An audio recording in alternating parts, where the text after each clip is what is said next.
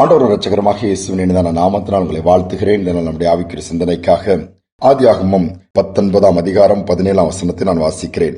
அவர்களை வெளியே கொண்டு போய் விட்ட பின்பு அவர், உன் ஜீவன் தப்ப ஓடிப்போ, பின்னிட்டு பாராதே, இந்த சமபூமியில் எங்கும் நில்லாதே, நீ அழியாதபடிக்கு மலைக்கு ஓடிப்போ என்றார். சோதோம் குமரா என்கிற பட்டணத்தில் லோத் என்கிற ஒரு அருமையான மனிதன் வாழ்ந்து வருகிறார். அவருடைய மனைவி 2 பிள்ளைகள். இந்த பிள்ளைகளுக்கு நிச்சயதார்த்தம், அதாவது என்கேஜ்மெண்ட் முடிந்து விட்டது. ஆனால் அந்த பட்டணத்தின் பாவம் வானத்தை எட்டிவிட்டதால் தேவன் அந்த பட்டணத்தை அழிக்கும்படியாய் தூதர்களை அனுப்பிவிட்டார்.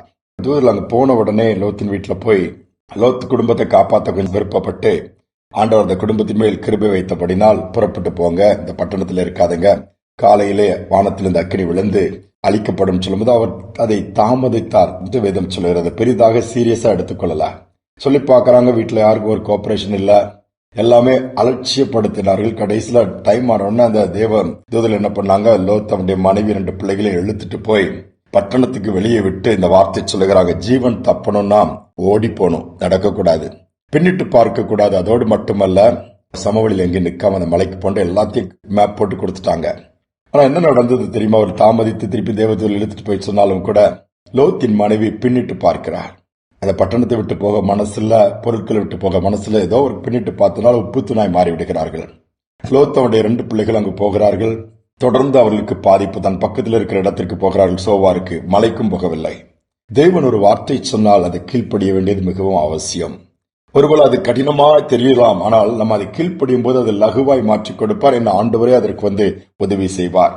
மலைக்கு போக லோத்து ஆயத்தமாய் ஸ்டெப் எடுத்து வச்சிருந்தாங்கன்னா ஆண்டவர் பலன் கொடுத்திருப்பாரு, உன்னத பலனை கொடுத்து போக வச்சிருப்பாரு. நீ குடும்பமே சிதறி போச்சுது. பரிதாபமான ஒரு நிலைமை. பின்பு அந்த சோபார்வர்களையும் பாதுகாப்பு இல்ல, பெண் குழந்தைகளை வைத்திருக்கிறேன்னு சொல்லி அங்கலாய்க்கும் போது திரும்ப மலைக்கு போகிறார். அங்கு தேவன் இல்லை.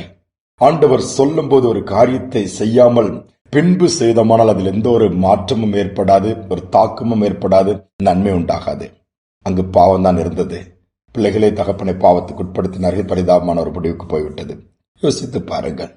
இன்றைய நம்மை ஆண்டவர் பலப்படுத்துகிறார். எதற்காக? ஆபத்துகள் இருக்கும் பொழுது, பாடுகள் இருக்கும் பொழுது, பிரச்சனைகள் இருக்கும்போது, உபத்திரவத்தின் பாதையில் கடந்து போகும்போது பின்னிட்டு பார்க்காமல் இன்னும் முன்னேறி செல்லும்படி ஆண்டவர் விரும்புகிறார். நம்ம அதிலே நின்று விட்டோமானால் பிரச்சனை இருக்கும், நாமும் பிரச்சனையில் தான் சிக்கிக்கொள்வோம்.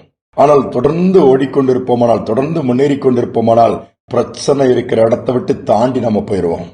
அப்போ நல்ல ஒரு ஃப்ரீனஸ், ஒரு விடுதலை பெற்றுக் கொள்ள முடியும். ஆண்டவரும் கூட வருவார். ஆண்டவர் அதை தான் விரும்புகிறார். காபு என்கிற ஒரு சிறு பையன், காட்டுப்பகுதி, அவனை ஒரு குழி தோண்டி புதைத்து விட்டார்கள். தலை மட்டும்தான் வெளியே இருக்கிறது, உயிரோடு புதைத்திருக்கிறார்கள். சுற்றியும் சுகர் தூவி விட்டார்கள். ஏன்? அவருடைய தகப்பன் ஒரு குறிப்பிட்ட ஒரு இனத்திற்கு தலைவன். ஆப்பிரிக்க தேசத்திலே இன்னொரு இன தலைவன் யுத்தம் பண்ணும் பொழுது தகப்பன் டீம் தோத்து போனதுனாலே தகப்பனை கொண்டு விட்டார்கள். இந்த பையனை விட்டால் இவனும் ஒரு நாள் வளர்ந்து நமக்கு எதிராக மாறிவிடுவான் சொல்லி அந்த ஜெயித்த டீமுடைய தலைவன் இவனை கொல்லும்படியான கொடுக்கப்பட்ட தண்டனை தான் அது. காட்டிலே மண்ணிலே புதைத்து தலை மட்டும் தெரியும்படியா சர்க்கரையை தூவி விடுவார்கள். இரவில் அந்த கொடிய எறும்புகள் வருமா, பெரிய எறும்புகள் அந்த இனிப்பை சாப்பிடுவதோடு மட்டுமல்லாமல் அந்த மனிதன் உயிரோடு இருக்கும் பொழுது அப்படியே அந்த சதைகளை சாப்பிட்டு விடுமா. காலையில் பார்த்தா மண்டையோடு தான் வெளியே தெரியுமா, ஃபுல்லா எலும்பு தான் இருக்கும், ஆளை காலி பண்ணிடும். இதுதான் அவள் கொடுக்கிற தண்டனை. அவன் என்ன பண்ணினா, அந்த மாதிரி ஒரு மண்ணிலே புதைத்து விட்டு போயிலா ஜனங்களும் எல்லா எதிரி கூட்டங்களும் போய்விட்டது. அப்படி பரிதாபமா அந்த சிறு பையன் நின்று கொண்டிருக்கிறான், அந்த மண்ணுக்குள் இருக்கிறான். திடீரென்று சொல்லி ஒரு வெளிச்சம் அவன் மேல் படுகிறது, மின்னலை போல. அடுத்து ஒரு சத்தம் கேட்கிறது, காபு எழுந்து ஓடு, காபு எழுந்து ஓடு. இவன் ஃபுல்லா மண்ணுக்குள் புதைக்கப்பட்டிருக்க, எப்படி ஓடுறது? சத்தம் வந்த உடனே அவனுக்குள்ள ஒரு அசைவு வந்துச்சு. என்ன நடந்தது? ஒரு பலன் அவனுக்குள்ள கொஞ்சம் மண்ணை அசைத்தான். சரீரத்தை அசைக்கும் பொழுது இந்த மண் அப்படியே கொஞ்சம் லூஸ் விட்டு ஃப்ரீ ஆச்சுது. வெளியே வந்துட்டாப்ல. பின்னிட்டு பார்க்காம ஓடிக்கொண்டே இருக்கிறான். ஓடிக்கொண்டே பின்ன எந்த ஒரு காரியம் திரும்பி கூட பார்க்கல. ஓடி ஓடி ஓடி இரவெல்லாம் ஓடி ஒரு இடத்துல மயங்கி விழுகிறான். அந்த வழியா அடுத்த நாள் காலையில் ஒரு விவசாயி போகும்போது அந்த பையனை பார்க்கிறார். முகத்தில் தண்ணி தெளித்து மயக்கம் தெளிந்து வீட்டிற்கு அழைத்துட்டு போய் ஆண்டவருக்குள் நடத்துகிறான். ஒரு நாள் ஒரு வல்லமை பெற்ற மகிமையான ஒளித்து செய்கிற ஒரு மனிதனா மாறுகிறான். பேர் சாமுவேல் மோரிஸ் என்று சொல்லி வைக்கிறார்கள். இந்த பூமியில அந்த வாலிபன் வாழ்ந்தது 21 வயசு மட்டும்தான். ஆனா அசைச்சிட்டு போன அந்த அளவு அபிஷேகம், அந்த அளவு வல்லமை, அந்த அளவு மகிமை வெளிப்பட்டு திரளான ஜனங்கள் கர்த்தர் பக்கம் திருப்பப்பட்டாங்களா. அவன் செய்தது ஒன்றே ஒன்றுதான், பின்னிட்டு பார்க்கவில்லை.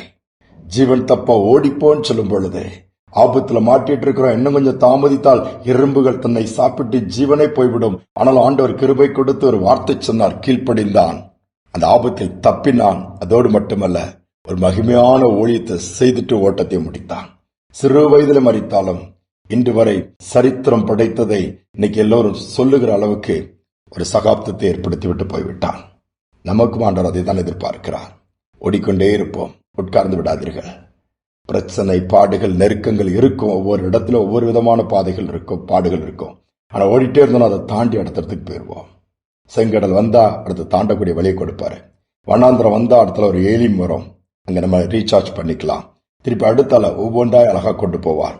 தாழ்த்தியானவர்களை ஒப்பு கொடுப்போம். எங்கள் அன்பின் தகப்பனே, புதிய நாளை கொடுத்ததற்காக ஸ்தோத்திரம். அநேக நேரத்தில் பாடுகள், பலவீனங்கள் ஓட்டத்தை தடுத்து நிறுத்தி விடுகிறது.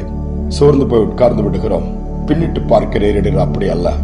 எந்த சூழ்நிலையில பின்னிட்டு பார்க்காதபடி நாங்கள் முன்னேறி செல்லத்தக்கதாய், முன்னோக்கி ஓடத்தக்கதாய், முன்னானவைகளை நாடத்தக்கதாய், மேலானவைகளை தேடத்தக்க பாக்கியத்தை கொடுக்க கேட்டுக்கொண்டிருக்கிற ஒவ்வொரு பிள்ளைகள் ஒருவர் சோர்ந்து போய் இனி என்ன செய்வது, இப்படி இருக்கிறது என்று சொல்லி உட்கார்ந்து புலம்போதை காட்டிலும், சிந்தித்துக் கொண்டிருப்பதை காட்டிலும் அதை தூக்கி போட்டுவிட்டு எழுந்து தொடர்ந்து உம்மை பின்பற்றி தேமித்த பாதையில் ஓட உதவிச்சு தாழ்த்தி ஒப்புக் கொடுக்க துதிகனமை ஏற்றுக்கொள்ளும் இயேசு நாமத்தில் பிதாவே, ஆமேன், ஆமேன். பின்னிட்டு பார்க்கிறதை ஆண்டவர் விரும்ப மாட்டார். முன்னோக்கி ஓடுவோம். காரியங்களை ஆண்டவர் சாதகமாய் மாற்றிக் கொடுப்பதோடு மட்டுமல்ல, ஆபத்திலிருந்தும் தப்பித்துக் கொள்ளாது ஏதுவாக இருக்கும். சிந்தனையோடு நாளை தொடர்வோம். மீண்டும் நாளை தினம் சந்திப்போம்.